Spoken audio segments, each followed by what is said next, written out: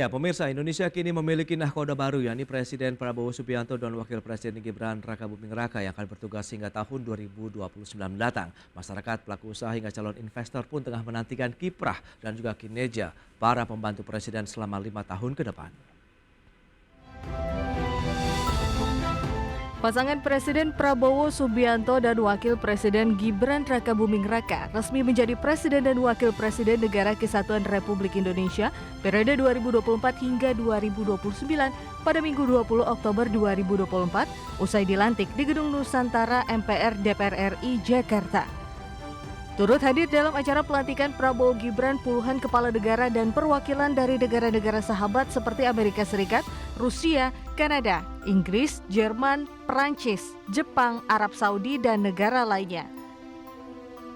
Presiden Prabowo dalam pidato perdana sebagai Presiden Republik Indonesia menyampaikan beragam hal mulai dari upaya memerangi korupsi, mencanangkan swasembada pangan dan energi, pengentasan kemiskinan, memanfaatkan sumber kekayaan alam melalui hilirisasi, hingga dukungan terhadap kemerdekaan bangsa Palestina. Selain itu, Prabowo juga mengajak konsolidasi seluruh komponen bangsa demi mewujudkan cita-cita Pancasila dan Undang-Undang Dasar 1945. Meski demikian, perjalanan pemerintahan baru Prabowo Gibran tidak ringan karena tengah dihadapkan sejumlah permasalahan yang cukup fundamental di dalam negeri seperti stagnasi pertumbuhan ekonomi di angka 5%, ancaman deflasi yang terjadi dalam 5 bulan terakhir, kemudian PMI industri manufaktur yang terkontraksi selama 3 bulan, serta penurunan kelompok masyarakat menengah. Belum lagi ditambah dengan tekanan dari konflik geopolitik global yang semakin meluas dan berkepanjangan. Jakarta, Tim Liputan IDX Channel. Ya, pemirsa, untuk membahas tema menarik kita kali ini, keberlanjutan pembangunan ekonomi Kabinet Prabowo Gibran, kita sudah tersambung melalui Zoom bersama dengan Profesor Didin S. Damanhuri, beliau adalah ekonom senior Indef. Selamat pagi, Prof. Didin. Halo. Selamat. Ya. Apa kabar? Apa kabar, Prof? Baik, baik. Baik, terima kasih juga atas waktu yang disempatkan dan sudah bergabung juga ini Ibu Meidi Catherine Lengke, Sekjen Asosiasi Penambang Nikel Indonesia atau APNI. Halo Bu Meidi, apa kabar? Selamat siang Mas, Ya, apa kabar? kabar baik juga, terima kasih atas waktu yang disempatkan. Langsung saja kita akan review nih Prof. Didin, Prabowo Subianto dan Gibran Rakabuming Raka sudah resmi nih menjadi Presiden dan Wakil Presiden Indonesia sampai dengan 2029. Apa yang bisa kita cermati Prof, silakan. Ya, tentu saja selamat kepada Presiden Prabowo dan wakilnya dan kepada kabinet, baik para menteri, wakil-wakil menteri, kepala badan dan lain sebagainya. Ini adalah sebuah event ya 5 tahun, 10 tahun. Ada perubahan pemerintahan dan Prabowo membawa sebuah katakanlah optimisme baru. Walaupun mungkin berbagai hal yang harus dihadapi sebagai tantangan yang berat juga ya, baik nasional maupun internasional. Itu saya kira kita akan melihat nanti dengan pidatonya yang pakai pihak mengatakan ini adalah mengingatkan pidato Bung Karno ya, dan dengan tanpa teks, ya bicara apa adanya, bahkan mau mengoreksi dirinya sendiri maupun secara keseluruhan bangsa, para pemimpin, bahwa banyak permasalahan, korupsi, kemiskinan, kemudian banyak masyarakat bawah yang belum merdeka dan lain sebagainya. Lalu dia mencanangkan beberapa hal yang sangat fundamental. Dia ingin menurunkan korupsi secara signifikan, kemiskinan juga akan diturunkan secara signifikan, akan dicapai swasembada beras khususnya dan pangan pada umumnya, kemudian swasembada energi, mau memanfaatkan lebih luas berbagai komoditas dengan hilirisasi, dan ingin masyarakat bawah memanfaatkan itu semua. Jangan sampai semua kegiatan pembangunan jatuh ke pihak asing ataupun segelintir orang di dalam negeri. Ini saya kira sebuah pidato yang mencengangkan ya.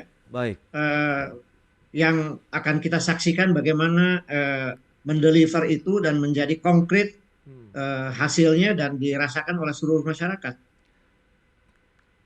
Baik, Prof. Didin. Nah, pandangan dari pelaku usaha sendiri bagaimana, Bu Medi? Begitu dengan ada nakoda baru berarti Indonesia begitu sampai dengan 5 tahun ke depan, Prabowo Subianto dan kita tahu Gibran Rakabuming Raka. Silakan. Ya, makasih Mas Pras. Seperti yang disampaikan Pak Prof. Didin Hmm. tadi, sebenarnya kami dari para pelaku usaha bukan hanya lokal ya, karena saat ini juga saya sedang berada di Perth, sedang conference mengenai Oke.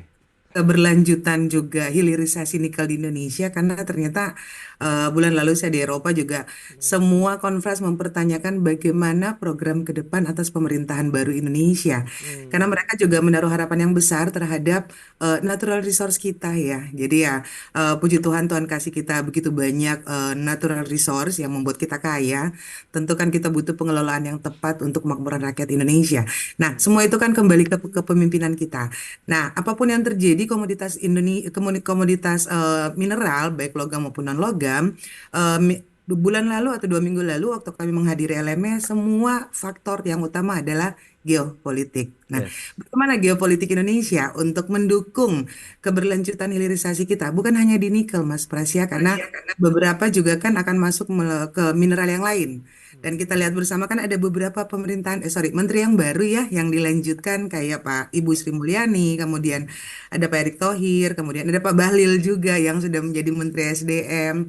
Kemudian ada Kemenko Ekonomi, cuma yang kami pertanyakan kok Kemenko Marves hilang ya, karena selama ini yang banyak mendukung program kami kan Kemenko Marves, cuma mungkin sudah digantikan oleh Kemenko lain. Cuma dari kami para pelaku usaha, yang paling penting adalah keberlanjutan program downstream ini, yaitu kepastian kepastian berusaha dan kenyamanan berusaha sih Mas Pras ya. Oke. Kemarin kita lihat ada pembekalan, mudah-mudahan pembekalan ini betul-betul satu yang digaungkan Pak Prabowo kemarin waktu di beliau pelantikan kan tegas banget ya menyatakan bukan untuk kepentingan pribadi kita ini melayani rakyat. Nah, bukan bagaimana pelayanan mereka para pemimpin yang baru ini untuk rakyat Indonesia. Itu yang kita harapkan Mas Pras. Bagaimana aturan-aturan yang ada betul-betul jelas dan kalau kita bilang tidak berubah-berubah, dan yang kedua juga ini kan kementerian makin gemuk ya. Oke. Jangan sampai akan terjadi ego sektoral yang Hmm. malah membuat kami para pelaku usaha itu betul-betul jadi si malakama. Ini kita kita mau kemana nih? Karena aturan yang tumpang tindih antar Oke. kementerian, antar lembaga. Ini yang paling penting Mas Pras. Karena di tambang itu sendiri atau hilirisasi itu sendiri kan bukan hanya satu kementerian yang menghandle perizinan. Ada beberapa kementerian. Nah, bagaimana ego sektoral antar lembaga ini betul-betul bisa mendukung industri kita dan memajukan industri kita sehingga rakyat Indonesia betul-betul bisa merasakan bagaimana kekayaan alam Indonesia itu Hmm. bisa meningkatkan Ya, ya.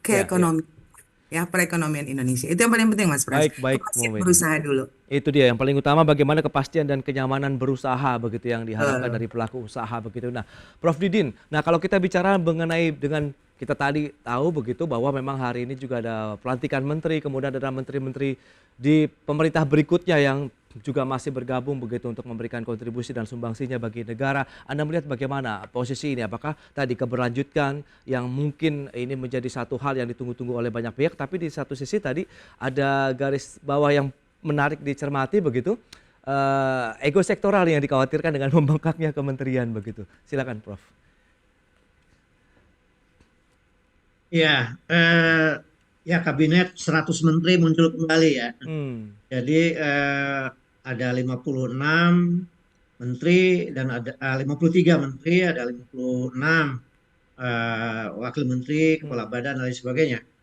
Jadi bicaranya mungkin Hmm. kalau efisiensi dengan begitu banyak itu ya itu tantangan, tetapi yang pasti harus efektif Oke. gitulah. Jadi banyaknya menteri Hmm. dengan wakil-wakil menteri bahkan ada yang tidak segala, Hmm. asal saja sekarang ini apa namanya komando dari presiden ini jelas tegas, directionnya dalam pidato udah jelas Hmm. sehingga diterjemahkan oleh menteri-menteri untuk menangkap apa namanya semangat yang disampaikan presiden ini, yaitu memakmurkan rakyat sebesar-besarnya Ya. dan kemudian ada penegakan hukum eh, bukan untuk kepentingan pribadi, akan memberantas korupsi dan lain sebagainya, sehingga pemimpin harus jadi teladan. Nah, ini harus diwujudkan dalam sikap-sikap para menteri, karena menurut saya jangan-jangan ini adalah transisional. Oke. Jadi presiden ingin melihat bahwa dari 109 menteri dan wakil menteri ini nanti mana yang lebih kompatibel terhadap apa platform yang sudah dicanangkan dalam pidato yang cemerlang itu. Oke. Nah, seandainya ada dua hal, seandainya para menteri wakil menteri ini tidak bisa menangkap dan bahkan eh, apa ya, terkesan tidak sigap bahkan menyimpang, Hmm. itu saya kira akan harus dievaluasi. Tapi sebaliknya, kalau presiden juga eh, di dalam platform yang sudah cemerlang di dalam pidato itu Oke. tidak ada follow up yang jelas, ya, di dalam berbagai regulasi, direction terhadap menteri dan seluruh jajaran bahkan birokrasi, maka yang terjadi adalah keseluruhan kabinet ini yang akan dipertanyakan publik nanti. Ya, oleh karena itu di samping pidato itu, lalu nanti saya dengar ada asta cita, ya, Oke. sudah dituangkan lebih rinci, ada 17 program dan lain sebagainya, Hmm. itu harus di dalam sidang kabinet, kalau nggak salah hari Rabu, itu internalisasi oleh seluruh menteri dan wakil menterinya, dan kemudian diminta ada semacam apa ya, indeks key performance. Oke. Jadi harus diterjemahkan kepada platform masing-masing menteri untuk tujuan nasional tadi. Dan Hmm. kemudian begitu juga dirjen dan lain sebagainya, dan bagaimana dengan daerah. Baik, baik. Karena sekarang persoalannya ada otonomi daerah, sehingga gubernur, wali kota, bupati harus juga menjadi bagian di dalam proses Hmm. melaksanakan tugas besar dari era Prabowo ini gitu. Ya, ya. Berarti memang harus ada kejelasan terkait dengan Nah, KPI, target-target yang akan kalau yang saya diberikan lanjutkan begitu. adalah Hmm. ya KPI dengan target-targetnya yang jelas, yang sifatnya nasional, Oke. sifatnya kementerian, Baik, baik. kemudian nanti diminta nanti para gubernur, bupati, wali kota pun Hmm. harus menerjemahkannya di tingkat daerah, yang itu merupakan bagian dari tugas Hmm. apa namanya, karena mereka adalah wakil pemerintah pusat. Jadi di samping ada otonomi daerah, ada juga kewajiban Pemda itu menerjemahkan di tingkat daerah, Hmm. tingkat satu maupun tingkat dua. Jangan Baik. sampai tingkat nasionalnya udah bagus, tapi tingkat daerah Hmm. tidak, follow up-nya tidak jelas. Jadi memang Baik. ini tugas Presiden Prabowo yang kalau lihat antusiasme Hmm. pidatonya, harusnya bisa dilaksanakan atau bisa dideliver semua itu dengan baik. Baik, itu dia sebagai dirijen yang harus bisa mengharmonisasikan para pembantu-pembantunya begitu ya, Prof. Didin ya. Baik, kita akan lihat seperti apa nanti kabar dari Ya, program ya. hilirisasi nanti di era pemerintahan Prabowo Gibran. Kita bahas nanti di segmen berikutnya. Prof. Didin dan Ibu Medi, kita akan jeda dulu sebentar, dan pemirsa pastikan Anda masih bersama kami.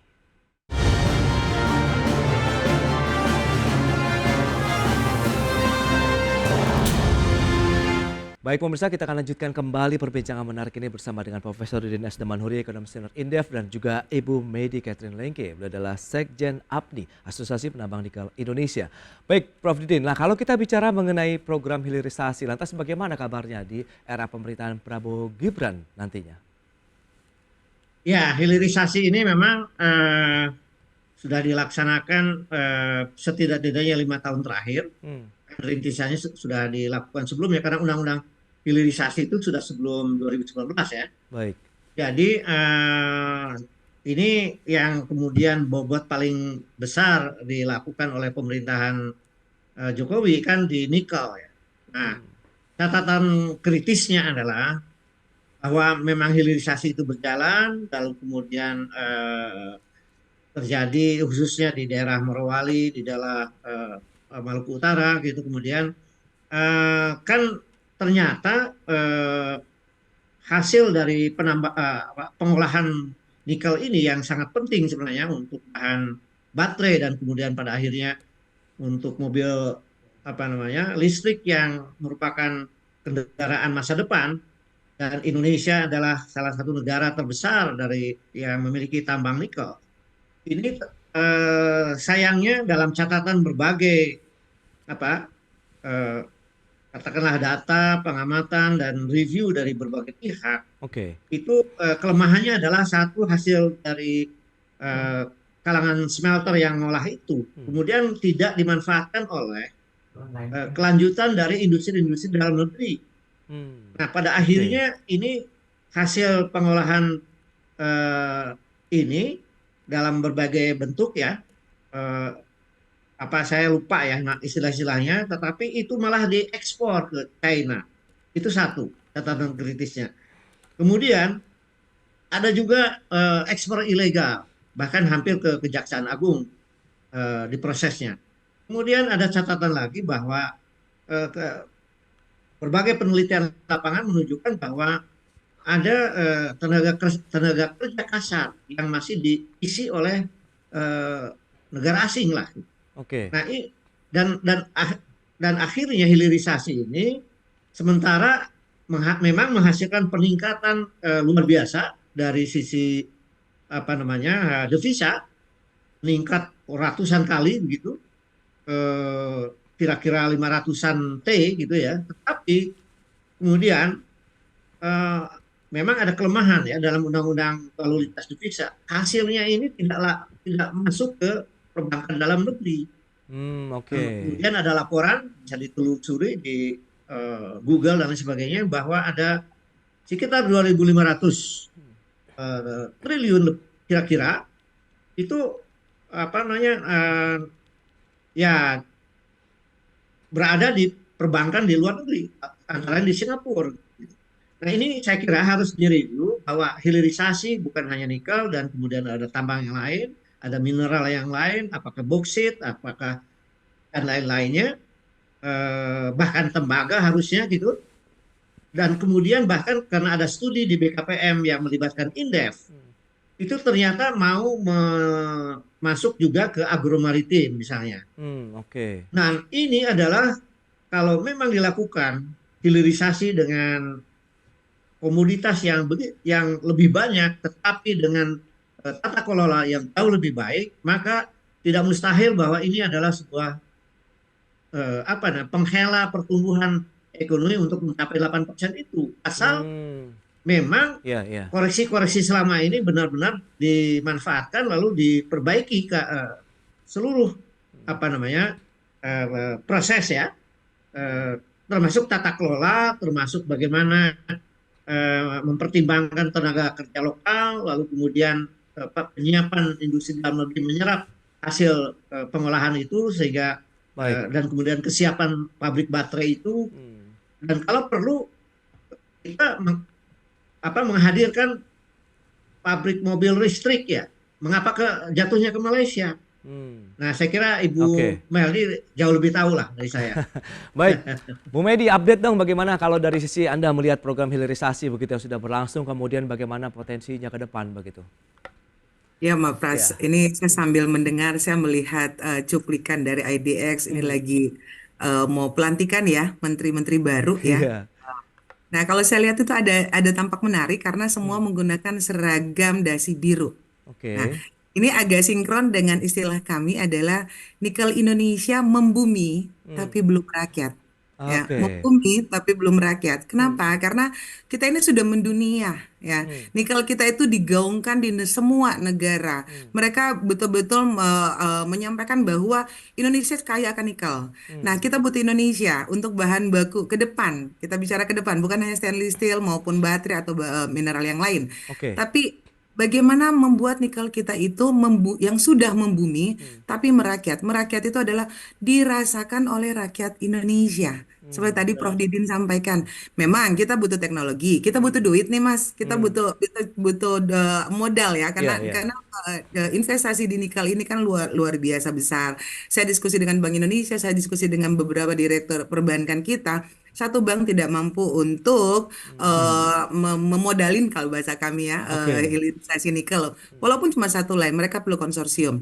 Nah, dalam hal ini bagaimana dukungan pemerintah baru? Satu, kenapa bukan merah putih? Kenapa kita nggak konsorsium? Kedua, kita punya cadangan luar biasa loh. Kenapa cadangan ini kita tidak jaminkan untuk kita dapat modal sehingga kita bisa membangun sendiri? Ketiga, cadangan kita ini nggak beranak. Sekali lagi nggak beranak. Bentar Yes. lagi habis, Prof. Karena industri hilirisasi saat ini, perlu saya sampaikan, sampai hari ini sudah ada 54 badan usaha pengolahan nikel. Artinya 54 pabrik. 54 pabrik ini terdiri dari 49 Hmm. pabrik RKIF, Rotary Kiln Electric Furnace, lainnya itu sudah 300-an lebih, dan 4 pabrik ETSPAL, yaitu pengolahan untuk bahan baku baterai. Nah, di mana keseluruhan ini 1 tahun ini ya, 1 tahun kita bicara 2024 aja, itu kebutuhan biji nikel aja sudah lebih dari 280 juta ton. Bagaimana perusahaan-perusahaan lain yang sedang melakukan konstruksi? Artinya nanti pabrik yang akan berdiri khusus nikel itu sampai 147 atau 145 pabrik nantinya pengolahan nikel. Nah, kebutuhan bahan bakunya sendiri itu bisa 700-an juta ton. Aduh, mau ngambil dari mana? Kenapa nggak Hmm. diolah? Kalau lihat angka itu kan Hmm. fantastis ya. Oke. Laporan tahun lalu dari Kementerian Investasi yang menyatakan target investasi 1.200 triliun kalau tahun lalu. Tapi di 1.200 triliun ini setengahnya hampir 600 triliun sumbangsinya dari mana? Dari mineral. Salah satunya dari nikel, copper, bauksit dan lebih banyak dari nikel. Oke. Tapi kembali lagi, angkanya fantastis. Masyarakatnya belum bisa menikmati secara langsung loh Mas. Ini yang sangat Oke. Iya, iya. disayangkan banget gitu ya. Hmm. Yang tadi juga Prof. Didin sampaikan. Ini bukan semata-mata Kementerian Pusat, bukan kehebohan Kementerian Pusat. Bagaimana koordinasi dengan dengan pemerintah daerah. Sebentar lagi kita akan ada pilkada serentak. Nah, bagaimana sistem sinergi dari pemerintahan baru nanti, kementerian yang baru ini, bersinergi dengan pemerintah daerah untuk pengelolaan, untuk tata kelola. Ya, Hmm. dan yang paling Oke. penting, saat ini kita lagi digaungkan apa sih? Hmm. Satu, kita berbicara environmental, kita lagi disampaikan, diisukan tentang dirty nickel. Hmm. Pengelolaannya seperti apa?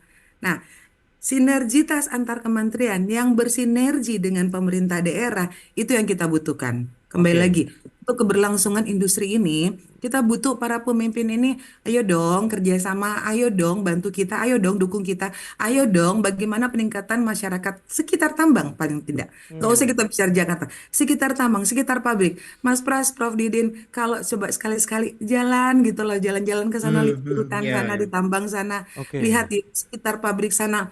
Coba lihat, apakah ada perbedaan signifikan sebelum dan sesudah masyarakat yang hidup di sekitar tambang atau Hmm. hidup di Oke. sekitar pabrik? Apakah ada signifikan perbedaannya? Kalau kita lihat GDP, Iya, iya. perekonomiannya naik nih, GDP-nya Hmm. daerah tertentu, misalnya Sulawesi Tengah atau Oke. Maluku Utara. Hmm.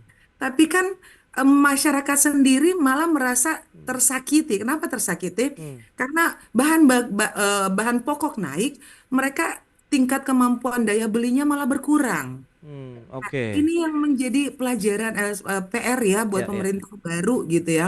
Kita terlalu diagungkan, kita sudah membumi sampai mendunia, membiru Hmm. nih lagi para seragam biru nih. Oke. Kita sudah membiru, Hmm. tapi belum begitu merakyat. Sumber daya alam Indonesia belum betul-betul Ya. dirasakan. Tadi Baik, baik. investasi dari luar, devisa keluar. Nah, bagaimana apakah pajak sudah betul-betul dirasakan oleh masyarakat Indonesia? Nah, ini Baik. yang terus banget banget Ya, sih. ya.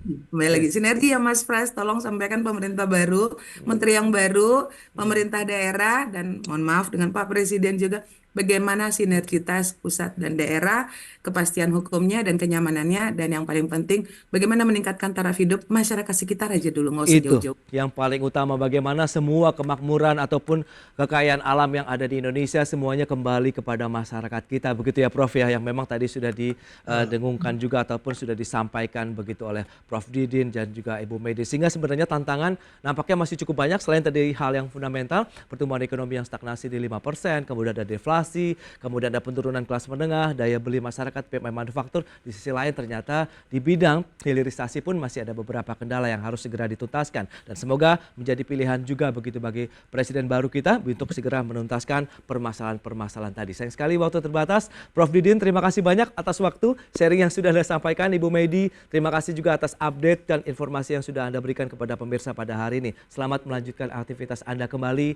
Salam sehat Prof Didin, Bu Medi, selamat baik, bertugas. baik. Terima kasih Mas Pras, salam Mas sehat juga, Pras, Ya. Bu Prof. Bu Medi, Selamat sampai siang. jumpa. Waalaikumsalam.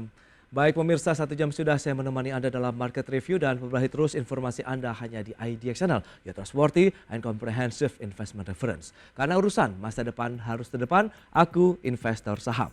Ya saya Prasetyo Wibowo beserta seluruh kerabat kerja yang bertugas pamit undur diri. Terima kasih, sampai jumpa.